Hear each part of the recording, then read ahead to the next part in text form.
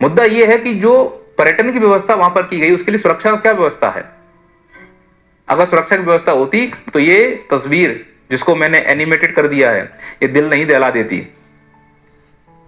लेकिन इस पर बात नहीं होगी कि सुरक्षा व्यवस्था में कमी थी, इस पर बात नहीं होगी कि भर्तियां नहीं हुई, इस पर बात नहीं होगी कि हमसे कमजोरी हुई है, हमसे चूक हुई है। इसको छुपाने के लिए अब बात होगी कि धर्म का एंगल आएगा, जाति का एंगल आएगा, भाषा का एंगल आएगा और फिर वही घटिया स्तर की राजनीति होगी। पर इस घटिया के स्तर की राजनीति मरना आपको और हमको ही है।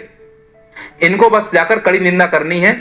हमारे गृह मंत्री, हमारे प्रधानमंत्री जाएंगे और फूलों की माला पहना देंगे मरे हुए लोगों के ऊपर, श्रद्धांजलि दे देंगे मरे हुए लोगों को, मरने वाले के लिए मुआवजा दे दिया जाएगा, हम फिर भूल जाएंगे। पर मुद्दा यह है कि जो बेसिक चीजें वो हमें क्यों नहीं मिल रही हैं। स्वास्थ्य, शिक्षा और सुरक्षा, इसके अलावा तुम्हें जो राजनीति करनी करो।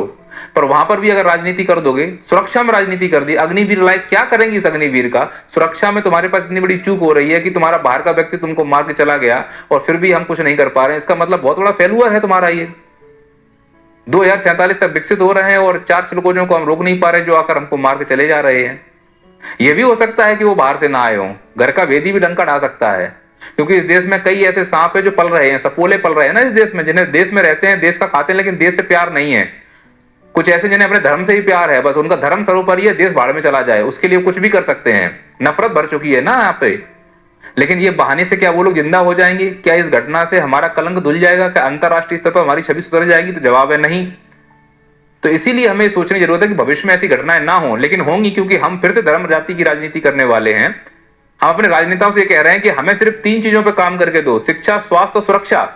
इसके अलावा जहां राजनीति करनी करो, यहां पे फंड में कोई कटौती नहीं होनी चाहिए। लेकिन ये वो पूरी तरह से यहीं पे फंड में कटौती कर रहे हैं, उसका परिणाम हमें भुगतना पड़ रहा है।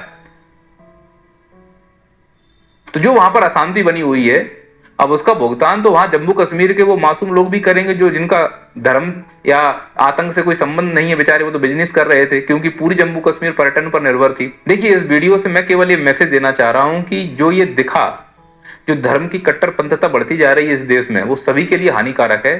जो जातिवाद हावी भी हो रहा है वो सभी के लिए हानिकारक है।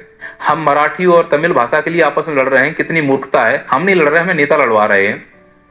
एक्चुअली जो हमें वास्तव में चाहिए है वो ये है कि हमें शिक्षा, स्वास्थ्य और सुरक्षा, ये पहली प्राथमिकता है। इसके अलावा तुम्हें जो राजनीति करनी है करो, पर हम इन सब छोड़कर हम और राजनीति में फंसे हुए हैं जिनसे हमें कोई लेना देना नहीं है। उसमें मरेंगे हम ही। 4 दिन वल्ला होगा, सब भूल जाएंगे, फिर देखना 1-2 साल बाद फिर ऐसा हमला हो जाएगा। तो इसमें जांच होनी चाहिए कि चूक कहां हुई है। पर जब पुलवामा की जांच नहीं करा